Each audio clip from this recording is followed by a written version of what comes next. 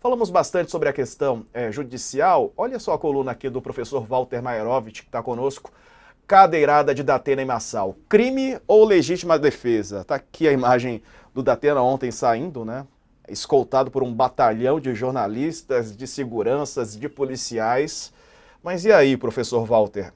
Legítima defesa ou foi um crime de fato na sua avaliação, jurista?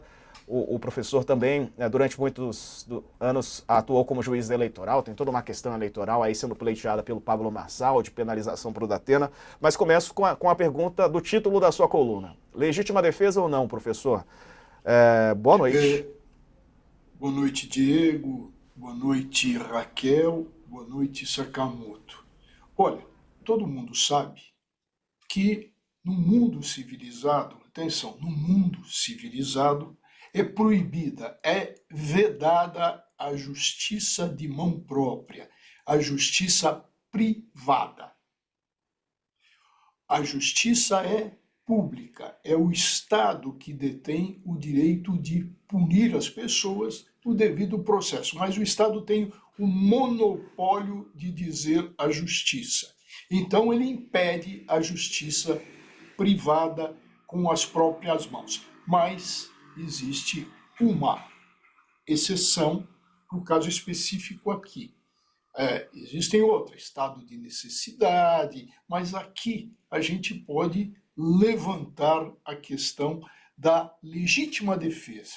É quando o Estado não está presente e a agressão tem que cessar. Vamos dar um passo atrás e lembrar o que o Sakamoto diz.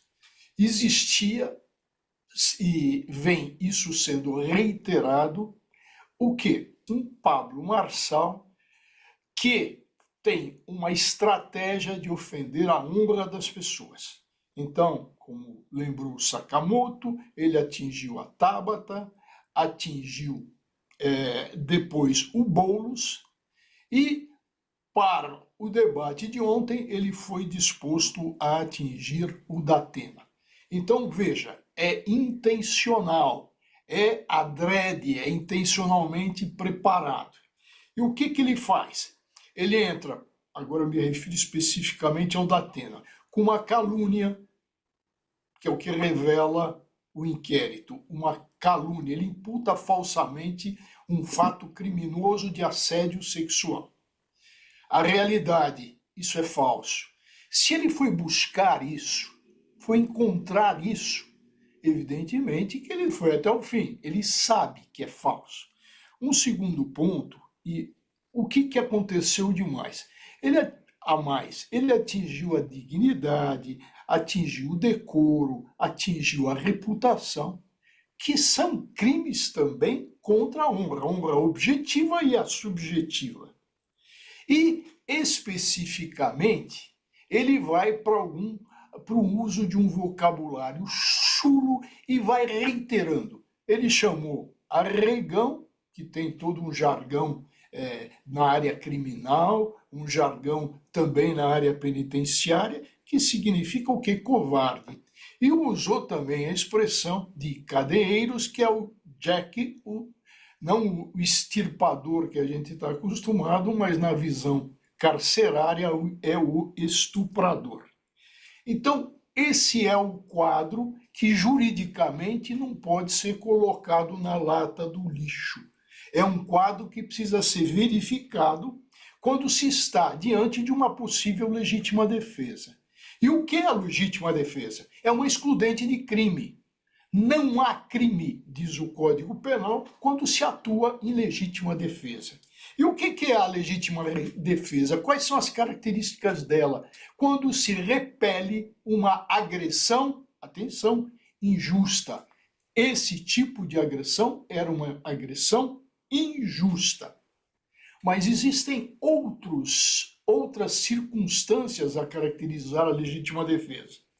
A moderação, o uso dos meios com moderação. Qual é o meio que ele tinha? Era a cadeira que estava do lado que ele fez uso dela. Então, ele usou de moderação ao usar os meios necessários para fazer cessar a agressão. Então, nós temos moderação e uso de meios necessários.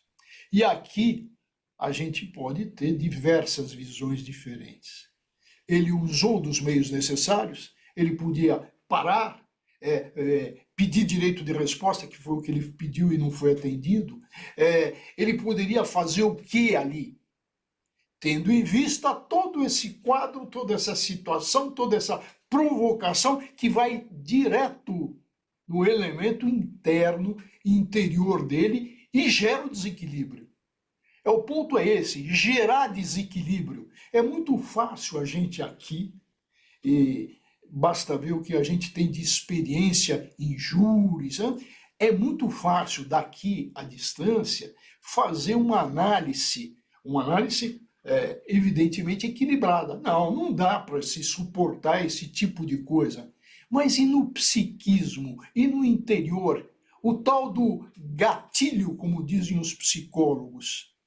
Deu o gatilho, estou usando uma linguagem dos psicólogos, ocorre o gatilho, e aí há que se ver se houve um uso imoderado, e aí cai a legítima defesa, se ele usou dos meios necessários para isso. E tem mais, a jurisprudência, que é dominante, diz o quê? Que não se usa o rigor de um farmacêutico no aviamento de uma receita. Diz a jurisprudência, não se usa de rigor excessivo diante de um quadro de gravidade, diante de um quadro que afetou o psicológico. Walter. Então, tudo isso precisa ser encarado. E respondendo, um segundo, Sakamoto, só respondendo, no meu modo de ver, gostem ou não, eu não sou, minha predileção, meu voto, eu me sinto aqui muito confortável em fazer esse exame jurídico, porque eu não voto no Datemi, não voto no Escobar. Quem quiser saber, não tem problema nenhum, eu voto na Tabata. Então, eu faço essa análise tranquila como um jurista. E é assim que eu vejo e concluo, Diego, que sim, há legítima defesa. Walter, bem antes de mais nada, boa noite para ti. Saindo um pouco do campo da discussão da legítima defesa e tratando num outro tema, eventualmente, se a tese da legítima defesa não for aceita, você acha que, dada tudo o que aconteceu, dados os gatilhos que o Pablo Marçal disparou, né, a violência reiterada e tudo isso mais, isso poderia servir de atenuantes para o Datena? Eu estou falando caso a legítima defesa não seja aceita, caso avance a questão da criminal, né? Você acha que isso serviria de atenuante? Olha, eu vou até mais longe, Sakamoto, já que você coloca isso e eu aproveito disso que você está colocando.